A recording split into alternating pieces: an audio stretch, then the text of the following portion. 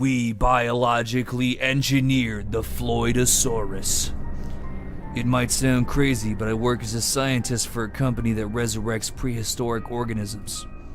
This scopes from the earliest living creatures, even before the dinosaurs roamed to the Ice Age. Our main reason for doing this is to sell them in the black market. Billionaires would participate in our online auctions, bidding millions of dollars even for a castrated specimen. To be honest, I really loved the job from the start. I took part in several cloning projects such as the Triceratops, Mammoth, Tyrannosaurus, and the Velociraptor.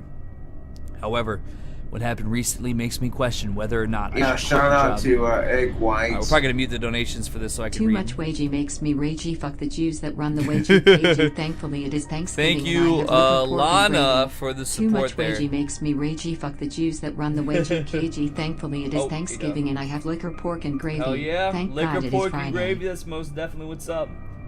But, alright, I'm gonna mute donations here for a second, because I want to finish the story here. Alright, so if anybody sends anything in the meantime, I'll come back and read it. As exciting as the job is, there comes nasty dangers. Keep in mind, I'm not supposed to leak classified information to the public, so as I am typing this, I will not use my real name. As a placeholder, I will call myself Will Common. I will also not reveal the name of the organization in any shape or form. Secondly, I will refer to prehistoric creatures as dinosaurs for the sake of simplicity. Before I tell everything that happened, I need to give some context, specifically the process and how we genetically clone these ancient species. The steps that we undertake in order to do this are not too far off from what you learn in the typical high school biology textbook. In short, we extract the DNA from the organism, in our case, a fossil. However, there are a few key additional differences, excluding the fact that we use fossils as the DNA source. For one, we require the brain genetics of black people. You see, ancient fossils lack the cognitive gene, since brain cells tend to dissolve much faster than other types of flesh. The reason why we choose black people is because they have a similar brain structure to dinosaurs. Another key difference in the process is the use of the African American Gene Splicer 3000. This is technology we developed from within the organization, so no one else has access to it. How it works is, it connects to the DNA of African American brain genes with the strands from prehistoric DNA. This process can take 3 to 6 months. As a result, this creates a nucleic chain, which contains all the genetic code we need. Last step is to implant this chain into a black female ovary who will give birth to the dinosaur. The DNA splicer is designed to create super fast developing embryos, which speed up the gestation process from just 9 months to 12 hours. Primarily, we use black female prisoners as birthing slaves. Unsurprisingly, it's extremely painful, given how large baby dinosaurs are. But who the fuck cares? They probably deserve it anyway. Now, I have provided enough information, able to explain everything that has just happened. It was a late Saturday night, just relaxing from a long week of research work. I was watching some YouTube videos on my laptop. As demanding as being a scientist is, I am not required to do much work-related activities over the weekend. Work-life balance is a priority in this organization, which is another reason why I love this job so much. I was a couple hours into my web surfing when I received a Gmail notification from the manager of the organization's cloning department named Vector. Even though we don't really work at home, it is still mandatory to check work emails as soon as possible. I paused the YouTube video and clicked the little notification bubble. The email read as follows. Greetings, Dr. Common. Our team has just discovered an extremely efficient way to clone dinosaurs. This can save millions of dollars in cloning costs and resources. We have visited the tombstones of some of the most known black people on the planet. After a hefty search, we came across George Floyd. We extracted his brain cells and did some analysis. We dug up some fantastic results. George Floyd's brain structure is the most similar to that of the dinosaurs out of all the hundreds of thousands of test subjects thus far. We believe this can speed up the DNA splicing process by 90 times. Come to the master laboratory first thing on Monday. I will see you then. This was major news. The splicing time reduction was the most impressive thing that I noticed. As I mentioned before, the DNA splicing process takes 3 to 6 months. Because of how exciting it is to bring an extinct dinosaur to life, it will make it much easier to wait. After the weekend passed, Monday came. I arrived at the laboratory and I saw Vector among my coworkers. Work has not officially started, so we waited a few moments until we got started. Attention everyone, as you've all been notified by email, we founded a way to significantly reduce the cost and efficiency of cloning dinosaurs. Today will be a special day. In this initial demonstration of our discovery, I will allow all of you to sit back and relax while the geneticists splice George Floyd's brain DNA with fossil fragment of Spinosaurus specimen. We watched as a group of geneticists walked into the room. They were all struggling to carry this one large rectangular box. It looked to be at least 7 feet long. Once they were a fair distance away from the walls of the laboratory, they dropped the box in exhaustion. Vector fished his pocket and pulled out a key. He then inserted it into a socket, which was right on the lid of the giant box. An extremely prominent rotting smell emerged into the room as he lifted the lid. All of us plugged our noses as he continued to open the box. At last, we saw what was in it. At first, I thought it was a life-size statue of a chimpanzee, but upon closer inspection, I realized it was George Floyd. I looked at it in awe. A female geneticist named Dr. Heather Wilcock, along with another, lifted his body, then gently placed it on the closest workstation. I eyeballed her facial expressions. She appeared to be looking at George Floyd's penis. I tapped her on the shoulder and gave her a disgusted look. She looked away. Vector instructed her to start cutting. Dr. Wilcock pulled an X-Acto knife from the cabinet and began to dig into Floyd's skull. Fluid gushed from his head. "You are all welcome to leave the room if you want," Vector said. I myself am used to watching gore, so this was not a big deal to me. Some of my coworkers did look away, however. The woman finally cracked through the skull and got access to the brain material. It was a very unusual color. Frankly, the color of the brain alters when a person has been dead for a while, usually light and pale. But Floyd's brain was a very deep black color, almost pitch black. Dr. Wilcock cut off a tiny piece of the brain material and put it inside a glass container. I almost vomited at the sight. Not from the incision. I was just perplexed at the strange color. She inserted the glass container into the DNA splicing machine. I saw Vector motion at the other geneticists to grab something from the room next door, which was the master fossil collection. With all of them putting maximum effort, they managed to bring in a very long, slightly curved piece of bone. I studied it carefully and recognized what creature it was from. It is the sail of a Spinosaurus. Out of all the dinosaurs that existed in prehistory, the Spinosaurus has always been the one that intrigued me the most. I looked at the sail in awe, even though I've seen one at least 100 times during my career thus far. The group of geneticists who wielded the Spinosaurus sail passed it to Dr. Wilcock. She then threw it into the large cauldron of the DNA splicer. Vector had a remote in his hand which controls the splicer. He pushed a few buttons which then initiated a humming sound coming from the splicer. The splicer lit up, indicating the power was on. The George Floyd brain fragment was being pulled into the insides of the machine. Damn, how much more pages is this one? There's like 3 more pages. And there's literally 50 stories in this book. We're just reading one right now. While the Spinosaurus sail was being grounded up in the cauldron until it was in pieces small enough to fall inside of the machine. "Alright, guys and gals, this should take up to 2 days, Vector said. We all resumed back to our normal jobs. I went to my office to continue my usual research work. Nothing interesting compared to the new discovery, so nothing worth mentioning. The day went by slowly due to my excitement to see the results. When I laid in bed the following night, I was tossing and turning, unable to get my mind onto something else. I never managed to pass out because around 2 a.m. I received a phone call from Vector. I answered it, still feeling groggy. "Hello, what the hell are you doing calling me at 2 o'clock in the morning?" I asked. "Come to the laboratory now!" Vector yelled. "Tell me what is going on, because I'm trying to sleep.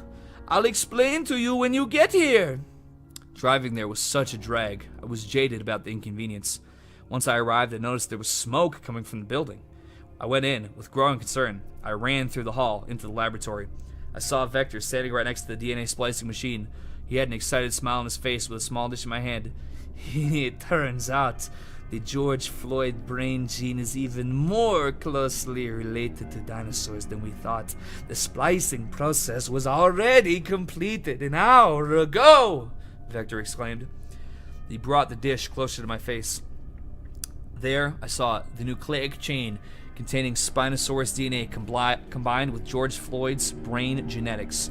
I forgave Vector for calling me here at such a late hour. This was truly a discovery that will make history.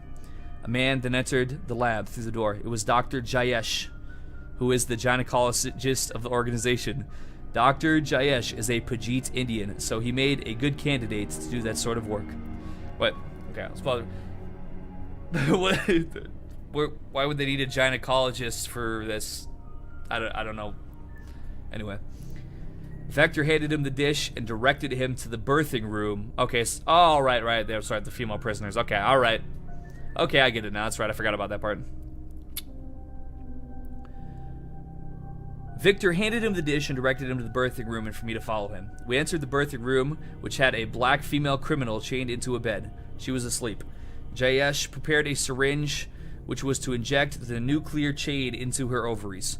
Is that really the best way to do it? Anyway. Dr. Jayesh first administered anesthesia so that she does not wake up and thrash around, which makes it difficult to accurately locate the ovaries. He then injected the nucleic chain. We were now to wait half a day for the egg to develop into a baby Spinosaurus. We returned to the laboratory to meet back with Vector. We told him that the injection was a success. He let us go for the night.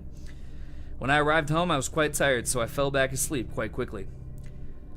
The next morning, it was a struggle to wake up. I had to wake up at 7:30 a.m. to go back to work. However, I was so excited to see the new Spinosaurus, it gave me a burst of motivation to give it up. Fast forward to noon, the birthing process was ready. I arrived at the birthing room to see the black female criminal in pain. Dr. Jayesh was at the other side of the bed focusing on the baby. The baby Spinosaurus squirmed out at last. However, something was off. Its body was normal, the physique of a healthy baby Spinosaurus. However, when I looked at the head, it shocked me. Its head was not that of a Spinosaurus at all. It was the head of George Floyd. I looked at Dr. Jayesh. He looked as stunned as I was. Dr. Jayesh picked up the strange Floydosaurus to inspect it closely. "Behold, the Floydosaurus!" Dr. Jayesh exclaimed. But all of a sudden, it bit Dr. Jayesh's head off, similar to how Ronnie McNutt died. I screamed and ran out of the room and locked myself out. I peeked through the bulletproof window. The baby Floydosaurus was staring right at the female criminal's belly, salivating. I knew exactly what was going to happen. It lunged at her and began to eat her stomach. I will spare you the details, even as a man who is desensitized to gore. The baby Floydosaurus then turned to me. I knew it was seeing me as its next meal. I turned to run away. Not too long after, I heard glass breaking. It was strong enough to break through a bulletproof window. I looked back and it was already gaining on me. Luckily, I was near a secure door. I entered through it and locked it just before the Floydosaurus reached me. It was then banging on the metal door, leaving major dents. Holy shit. I went to the laboratory and told Vector everything that happened. He pulled out his walkie-talkie and ordered security to bring it down. Before long, I saw 4 armed men with tasers and guns. They went up in front of the door, which all had dents caused by the Floydosaurus. Something told me that, even with all those weapons, it wouldn't be enough to take it down. Soon enough, I found out. I was right. They opened the door and fired at Floydosaurus. The bullets did not penetrate the hide at all. One of the men used the taser on it, but it was no more effective than the bullets. Floydosaurus killed all of them in a very short amount of time, almost at the speed of light. Vector and I looked at each other, wide-eyed. We both instinctively ran to the nearest hiding spot, which was inside one of the laboratory workbench cabinets. It was large enough to contain both of us simultaneously. In fact, it also contained vials of chemicals. I then noticed that one of the vials in this cabinet was filled with fentanyl. This gave me an idea. As you know, George Floyd was addicted to fentanyl.